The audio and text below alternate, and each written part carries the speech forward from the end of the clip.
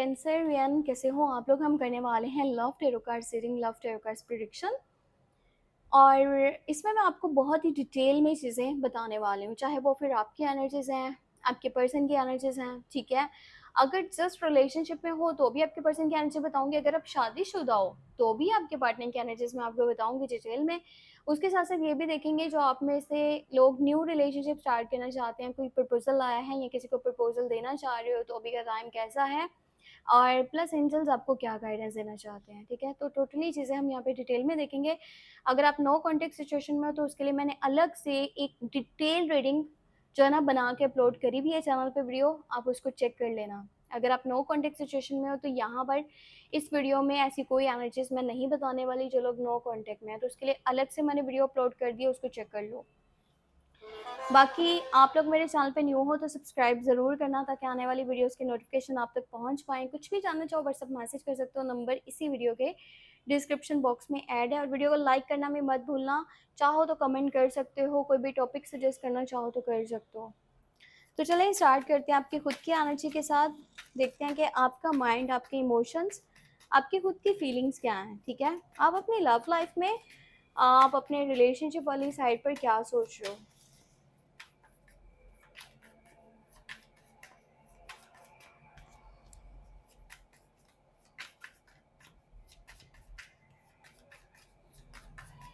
Okay, 5 of pentacle, यहाँ पे queen of wands और किंग ऑफ सोर्ड्स। ओके, देखो आपकी जो लव लाइफ है ना, इसमें अगर कुछ डिस्टर्बेंस क्रिएट हुआ है, क्योंकि मुझे दिख रहा है, ठीक है, कि डिस्टर्बेंस आपकी लव लाइफ में क्रिएट हुआ है।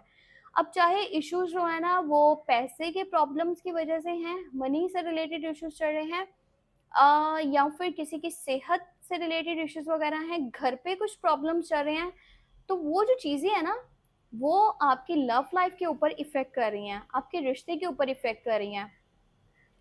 या तो फैमिली साइड पे इश्यूज हैं, प्रॉब्लम्स हैं, या फिर करियर वाली साइड पे चीज़ें ऐसे डिस्टर्ब है, ठीक है। पैसे की सूरत हाल ठीक नहीं है, स्टेबिलिटी नहीं है, या सेहत आपकी ठीक नहीं है, तो भी चीज़ें इफेक्ट हो रही हैं। और कहीं ना कहीं आपके जो डैड है ना, ठीक है, वो थोड़ा सा एक अलग ही एटीट्यूड में है, और आपकी जो मॉम है वो भी बहुत गुस्से वाली हैं, ठीक है। या फिर ऐसा कह लो कि आपको लगता है कि आपके पर्सन की साइड से ये चीज़ें हो सकती हैं, ठीक है, क्योंकि आपके माइंड की भी बात है ना, कि आपको लगता है कि भी वो सामने वाले की जो फैमिली है ना वो कहीं ना कहीं मेरे लिए नहीं मान रही, या उसकी फैमिली की वजह से चीज़ें डिस्टर्ब है।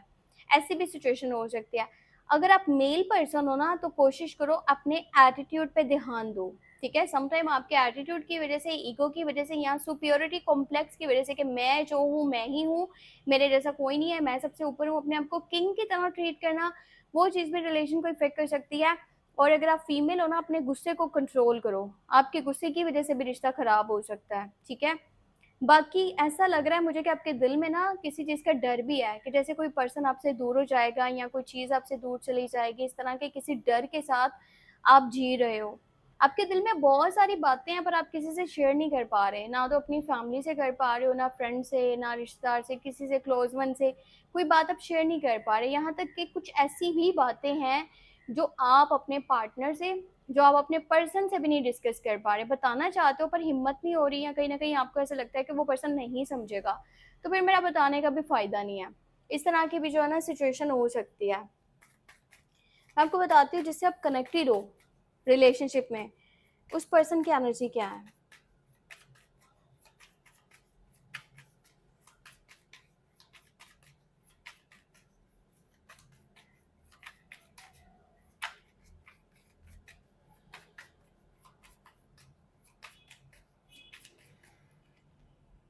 Okay, 9 of cups, 4 of wands, 7 of वॉन्ड।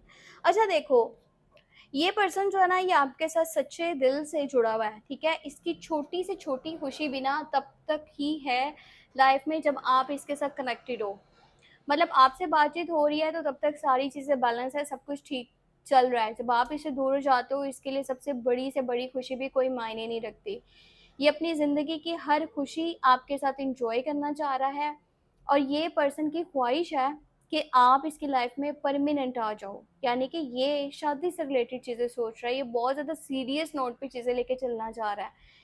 और अभी के टाइम में ना इसका आपके साथ कहीं घूमने फिरने का भी मूड बना हुआ है, बाहर आउटिंग पे जाने का, कुछ खाने पीने जाने का, ठीक है, डेटिंग शेटिंग का कुछ प्लान कर रहा है। और इसने ना कहीं आपके बारे में घर पर भी बात की है, अपने अपने फैमिली मेंबर से इसने आपके रिलेटेड बात की है। पर मुझे ऐसा दिख रहा है कि इसके जो फैमिली मेंबर्स है ना, मॉम डैड की एनर्जी हो सकती है, भाई बहनों की एनर्जी हो सकती है, या कोई ऐसा जिससे ये बात कर रहा है, वो ये बोल रहा है कि ये पर्सन तुम्हारे लिए ठीक नहीं है आपके बारे में, ठीक है। पर अब आपके जो पर्सन है ना, उनकी एनर्जी पता है क्या, वो उनको क्या जवाब दे रहे हैं, वो अपने रिलेशनशिप के लिए स्टैंड ले रहे हैं, वो अपने रिश्ते को प्रोटेक्ट कर रहे हैं, वो उनको जवाब दे रहे हैं कि नहीं वो ऐसा नहीं है, वो मेरे लिए बेस्ट है और मैं उसी के साथ ही चलूंगा। इनका तो माइंड क्लियर है कि भाई मैंने अगर ज़िंदगी गुजारनी है, मैंने इसी इंसान के साथ गुजारनी है, मैं इसके अलावा किसी के साथ अपनी लाइफ नहीं सोच सकता। ये आपके साथ बहुत ज़्यादा खुश हैं, आपके साथ एक घर के अंदर रहना चाहते हैं, आपके साथ अपनी फैमिली बनाना चाहते हैं, आपके साथ अपने हर मोमेंट को शेयर करना चाह रहे हैं। और ये पर्सन किसी की भी वजह से अपनी लव लाइफ को बिल्कुल नहीं डिस्टर्ब करना चाह रहा। ये नहीं चाहता कोई आकर के सजेशन दे तो उसके सजेशन के ऊपर ये अपनी ही लव लाइफ को, अपने ही रिलेशनशिप को ख़त्म कर ले। ऐसा बिल्कुल भी इसका माइंड नहीं है। अब मैं आपको बताती हूँ, आप में से जो लोग शादीशुदा है ना, उनके पार्टनर की क्या एनर्जी है। एक कार्ड आ चुका है, 9 ऑफ वॉन्ड की एनर्जी है, ठीक है।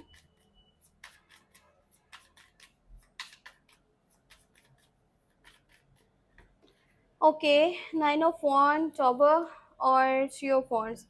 देखो ऐसा है कि अगर आप शादीशुदा हो ना, तो जो आपके पर्सन है ना, वो कहीं ना कहीं इस रिश्ते में इतने खुश नहीं है। पता नहीं आपको ये बात अब अच्छी लग रही है कि क्या है सीन, कि बुरी लग रही है। ये पर्सन खुश नहीं है और इसको ऐसा लगता है कि इसने अपने बहुत सारे एफर्ट्स करे हैं, पर आप हमेशा लड़ते हो, आप झगड़ते हो, आप हमेशा एटीट्यूड दिखाते हो, ईगो दिखाते हो। इसने वहां भी माफी मांगी जहां पर माफी मांगना नहीं बनता था।